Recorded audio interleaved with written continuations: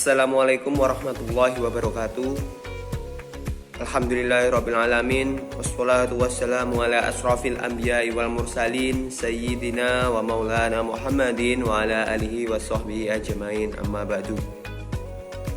Perkenalkan, nama saya Muhammad Arjun Ali dari kelas PAI 6C, akan memaparkan materi mata pelajaran fikih kelas 9 semester ganjil Madrasah Tsanawiyah.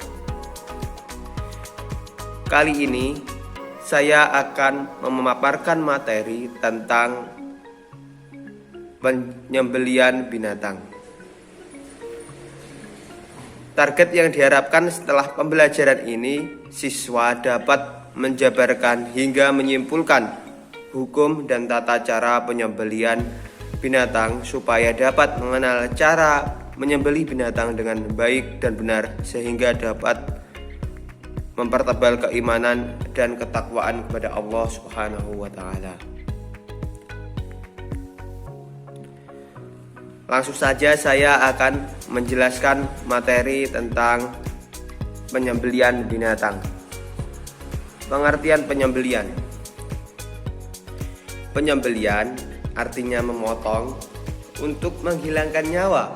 Sedangkan pengertian menurutnya adalah penyembelihan binatang yaitu menghilangkan nyawa binatang yang halal dimakan dengan menggunakan alat penyembelihan yang tajam seperti pisau, parang, dan golok agar halal untuk dimakan menurut syariat Islam.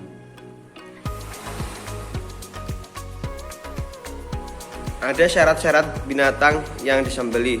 Yang pertama yaitu binatang tersebut halal baik zatnya maupun cara menyembelihnya.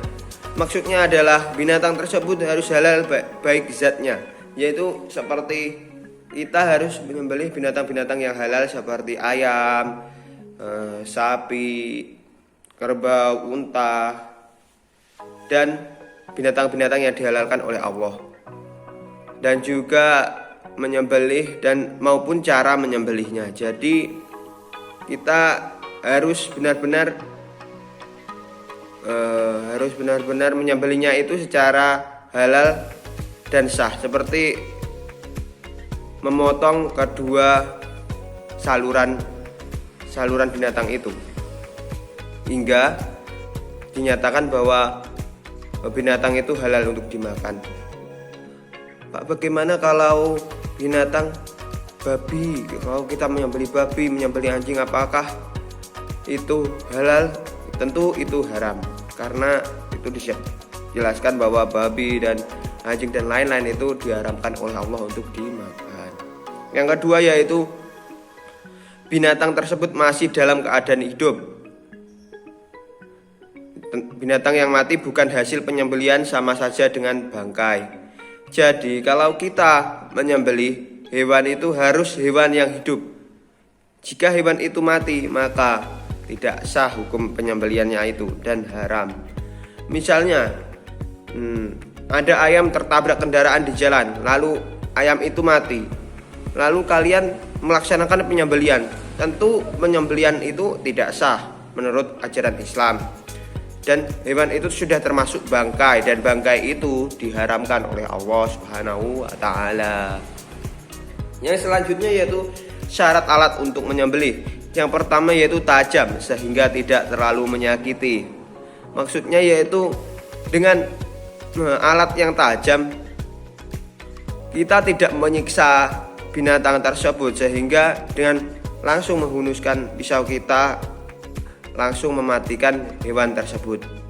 Yang kedua yaitu tidak tumpul dan runcing dengan ukuran standar. Tentu kalau tumpul ya pastinya akan sulit untuk menyembelih hewan tersebut. Yang ketiga yaitu terbuat dari besi, baja, dan sejenisnya. Yang keempat yaitu bukan gigi, tulang, ataupun kuku.